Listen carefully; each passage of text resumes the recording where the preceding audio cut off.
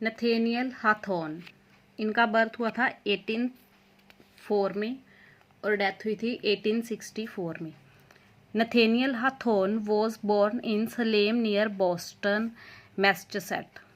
Boston Massachusetts के पास है स्लेम, वहाँ पे इनका बर्थ हुआ था ऑन 4 जुलाई 1804, 4 जुलाई 4 जुलाई 1804 को। He was the son of sea captain, समुद्री कप्तान होता है, जो कैप्टन होता है उनका बेटा था ये। हिज एंसेस्टर्स, इनके जो पूर्वज थे, बड़े बुजुर्ग थे, बिलोंग टू रॉयल फैमिली, वो रॉयल फैमिली शाही परिवार से, राजे महाराजाओं की परिवार से थे। लेटर, बाद में, द फैमिली सफर्ड पुवर्टी, फिर फैमिली गरीबी से पीड़ित हो गई, यानी कि गरीब हो गया इनका परिवार। After the death of Daniel Hawthorne his father in 1808 में इनके फादर डैनियल हाथॉर्न की डेथ के बाद his mother Elizabeth Manning returned with her 3 children to Manning house. इनकी जो मदर थी वो अपने 3 बच्चों के साथ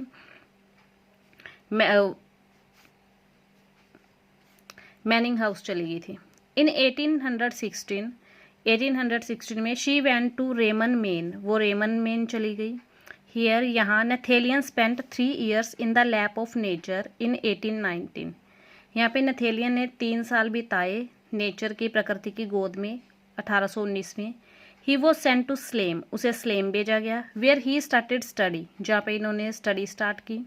ही अराइव्ड बर्न्सविक, ये ब्रंसविक आए इन 1821 में टू डोमेट्रिक में।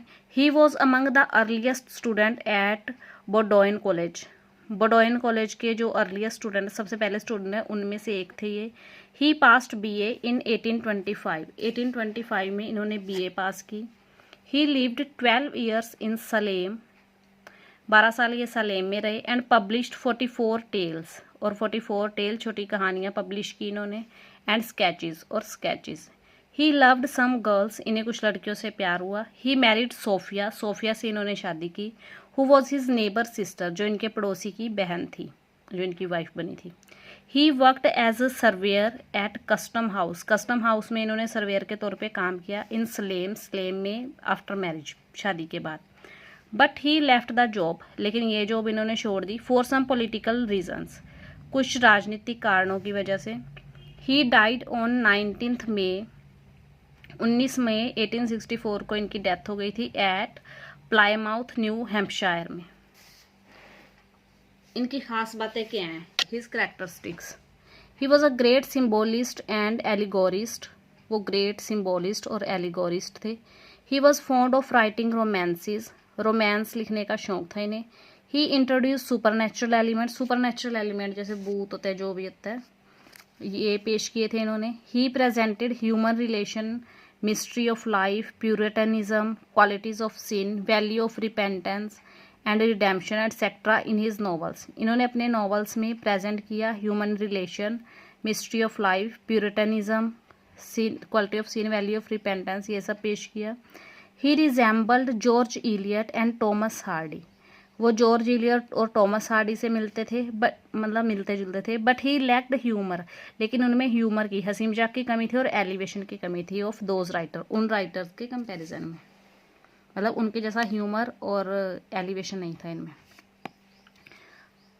हाथॉर्न was a prominent part of the transcendentalist movement, जो ट्रांसडेंटलिस्ट मूवमेंट उस टाइम चला था, उनके ये बहुत इम्पोर्टेंट पार्ट रहे थे। His work delve into human natural, specially the darker side. इनके जो वर्क्स हैं, इन्होंने जो भी लिखा है वो ह्यूमन नेचर के ऊपर है, ह्यूमन नेचर का डार्क साइड दिखाया है इन्होंने। Many of his work are set against the sombre background of Puritan New England. इनके ज़्यादातर वर्क किसके अगेंस्ट हैं? सोमकर बैकग्राउंड के, जो प्यूरिटन न्यू इंग्लैंड का है। फ्रेंचवे ट्वाइस टोल्ड टेल्स, जो ट्वाइस टोल्ड टेल्स था वो 1837 में पब्लिश हुआ था। ही हैड अ प्यूरिटैनिक स्पिरिट, उनकी जो स्पिरिट थी, आत्मा थी, वो प्यूरिटैनिक थी, प्यूरिटन थे ये। इन द स्कारलेट लेटर इनका एक नॉवल है। द हाउस ऑफ 7 गैबल्स, जो 1851 में पब्लिश हुआ था। द ब्लिथटेल रोमांस, ये 1852 में पब्लिश हुआ था। एंड द मार्बल फॉन, इन सब में वी कैन सी, हम देख सकते हैं this spirit in psychological manner. इन सभी नॉवेल्स में हम इनकी ये स्पिरिट प्यूरिटन स्पिरिट देख सकते हैं साइकोलॉजिकल मैनर में। The scarlet letter is a study of remorse. जो स्कारलेट लेटर है नॉवल है, ये किसकी स्टडी है? रिमोर्स की। रिमोर्स होता है आत्मग्लानि की, खुद की गलती फील होना। We can watch the effect of remorse. हमें रिमोर्स का इफेक्ट नजर आता है अपॉन द करेक्टर्स, इनके करेक्टर्स के ऊपर। स्कारलेट लेटर में जो करेक्टर है उनके ऊपर। Of the two chief actor, इसमें 2 चीफ एक्टर है, मेन एक्टर है जो उन पे। The story of David swan describe a young man. जो डेविड स्वैन की स्टोरी है वो एक यंग मैन को डिस्क्राइब करती है, यानी कि डेविड एक यंग मैन है। Who is waiting for a coach, जो कोच का वेट कर रहा है। Who will take him to the town where he may test his fortune, जो उसे टाउन लेके जाएगा, शहर लेके जाएगा जहाँ पे वो अपना फॉर्चून, अपना भाग्य चेक करेगा। He falls in a forest near the highway. वो हाईवे के पास एक फॉरेस्ट में चला जाता है। वाइल ही इज स्लीपिंग, जब वो सो रहा होता है। A rich couple pass by him, उसके पास एक रिच कपल दंपति यानी कि पति पत्नी निकलते हैं, गुजरते हैं। They are attracted by his youth, वो उसके यूथ से, उसके यौवन से प्रभावित हो जाता है, अट्रैक्ट हो जाता है, आकर्षित हो जाते हैं। एंड विच दैट, और सोचते हैं कि कामना करते हैं कि ही वॉज देयर सन, कि काश वो उनका बेटा होता।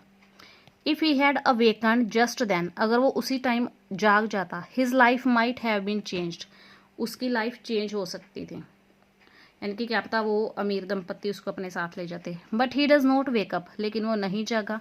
एंड दे गो अहेड, और वो आगे चले गए।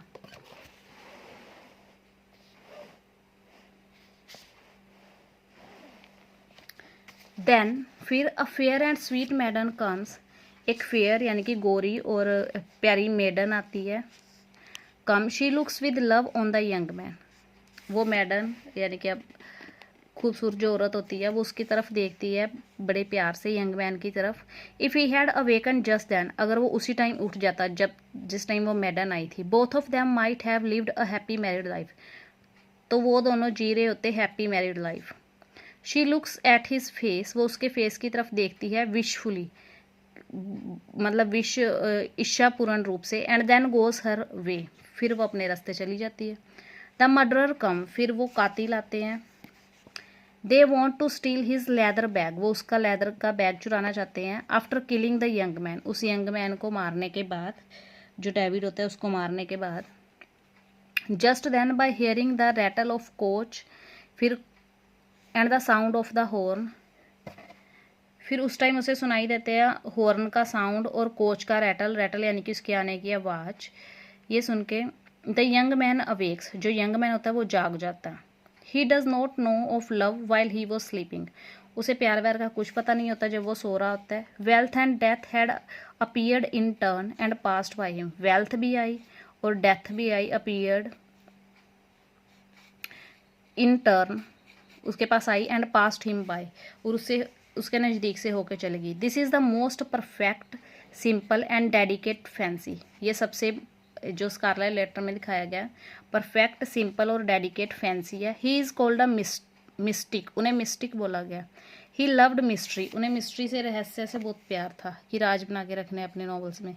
Mystery touched his imagination and excited his curiosity, जो मिस्ट्री है उन्होंने उसकी इमेजिनेशन को, कल्पना को टच किया, और एक्साइटेड हिज क्यूरियोसिटी, और उनकी जो क्यूरियोसिटी है उत्तेजना उसे और एक्साइटेड किया।